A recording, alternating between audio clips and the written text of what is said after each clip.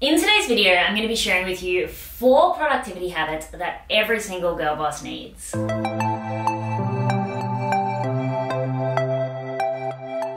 Hi everyone, and welcome back to my channel. And of course, if you're new here, welcome.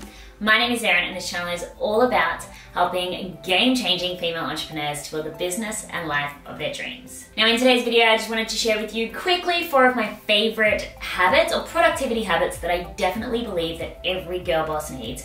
Basically just to be able to get more stuff done within their business or even just within their life. So if you did like this video, I would definitely appreciate it if you gave it a big thumbs up. And of course, if you are new here, then why not consider subscribing? It's free. I put out new videos every Monday, Wednesday, Friday, and you will learn all about business, mindset, and just really living that girl boss lifestyle. I don't know why I'm like praying so much in this video. Living that girl boss lifestyle. So my first tip is to remove distractions throughout the day. In the book, The One Thing by Gary Keller, he actually says that we end up losing like 33% of our day because we're moving from task to task to task to task.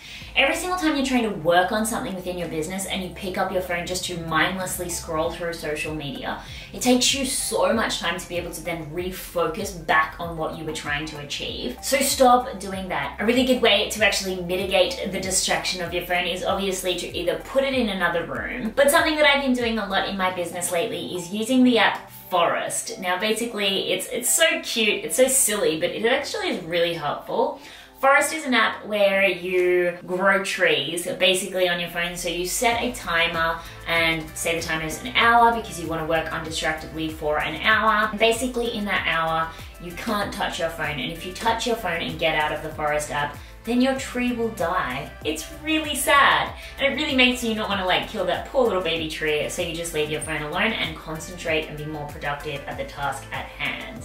Another really good way is to obviously try just focus on doing one thing at a time. As I said, this whole idea of you multitasking loses so much of your day. It's so unproductive. Even though you think you're being productive and doing more, it's actually really unproductive. So when you are working on a computer, make sure you only have the tabs or the programs that you need open and that you close everything else down. Email's a huge one as well. Don't have your email open constantly because every time you hear that ding and something pops up in the corner, you're going to be focusing on that and probably go work on that away from the task you're currently focusing on. So close your email down, check it only a couple of times a day, close all the tabs down. If you really need to go one step further, then page block Facebook, YouTube, Pinterest, all of those things so that you can just be more focused, because why would you want to work longer and spend more time in the day when you could work smarter and a little less harder and just get stuff done and then enjoy the rest of your day doing what makes you happy? Another really good productivity habit is to change your environment. Now I spoke about this when I did my how to get out of a rut video,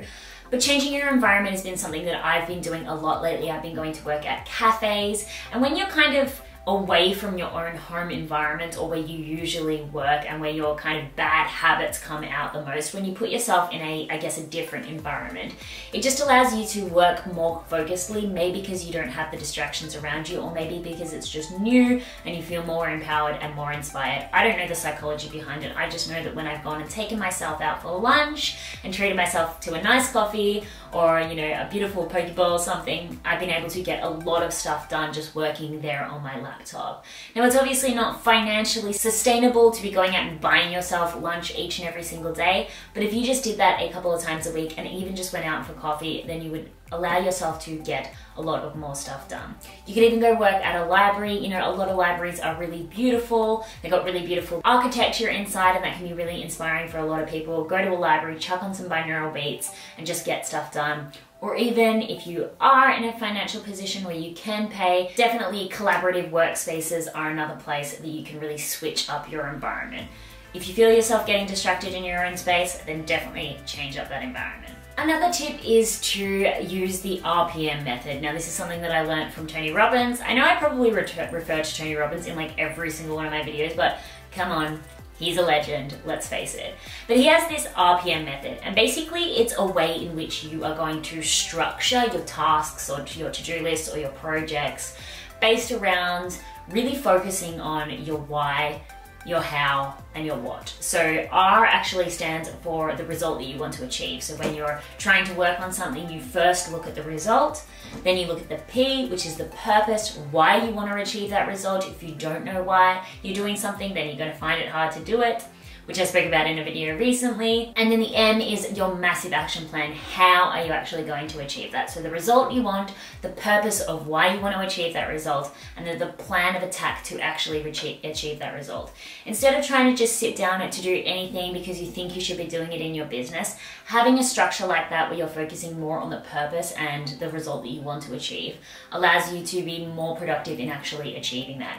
Even for small things like posting on social media, reaching out for potential collaborations, working with clients, if you structure everything with that result, purpose, method, then you're going to know exactly why you're doing it and exactly how you can do it more effectively. And this is probably my favorite tip, but it is to get into flow.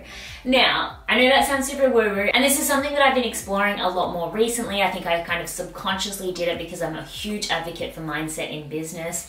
But lately I've been thinking a lot more about this kind of getting into alignment, getting into a positive state before you actually sit down to work. So if you want to have a really productive day as a girl boss, do your morning routine or do things that put you in a state of actually wanting to work, not feeling the resistance and forcing yourself to work. You know, I have had an experience recently where I've had to write articles for things that I've been invited to do, and I've really forced myself to try and get that work out, whereas when I've got myself into alignment, I've got myself into that flow state where I'm feeling good, I'm feeling positive, I'm focusing on the bigger picture that I want for my life, the words kind of just seem to fall out of me. I know it sounds crazy, but when you're coming from a place of alignment, you're coming from a place of flow, you really do handle your work better. You really just can get things done more effectively and more efficiently. And that is what a lot of successful people use. You know, you hear stories about morning routines all the time.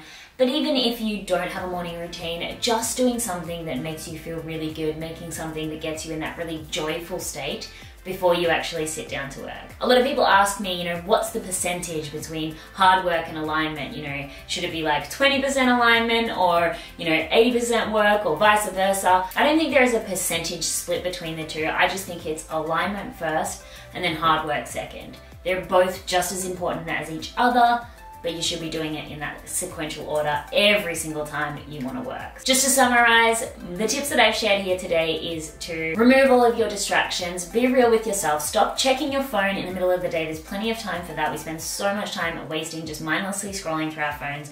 Put the phone down, start growing those trees using the Forest app, and just focus on the task at hand. Change your environment if you find yourself becoming a little bit more stale with where you're working, either at your home office or wherever you're currently working. Use the RPM method so you know exactly what you want to achieve and why you want to achieve it. And of course, get yourself into that state of perfect alignment before you actually sit down to work, so you can work more fluidly and more effortlessly. Those are just a few tips that I have for how you can really be more productive as a girl boss, and I would absolutely love to hear from you what your favorite tip was or which one you think you're going to try.